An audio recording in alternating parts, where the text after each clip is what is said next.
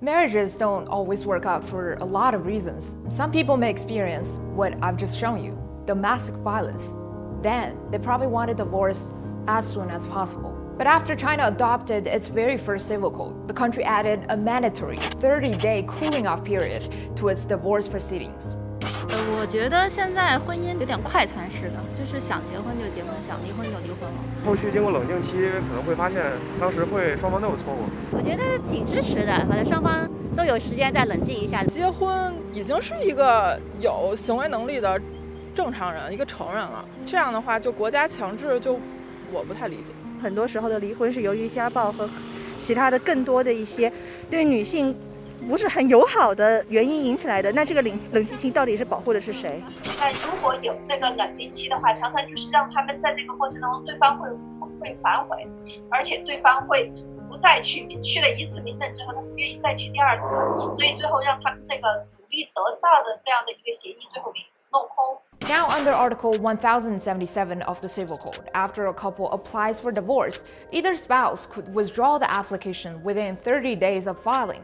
The application is also deemed withdrawn if the couple does not show up at their local civil affairs bureau to request a divorce certificate within 30 days after the cooling-off period expires.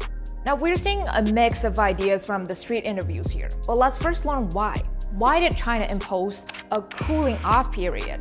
According to officials, the law was passed to reduce impulsive divorces. 原本的这个登记离婚制度程序太简单了，双方到了民政机关只去一次，表达了双方要离婚的意愿，那么民政机关就给办了离婚手续，打了离婚证。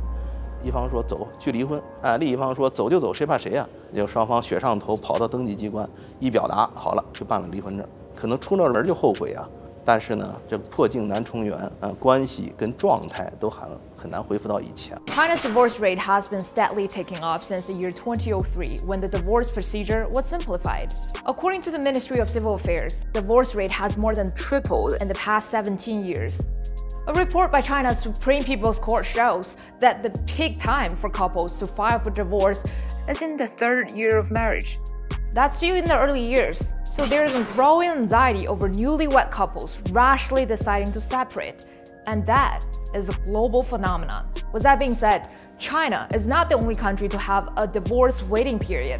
In many US states, for example, in Delaware and Louisiana, the waiting period is 6 months, or 180 days before a divorce becomes final.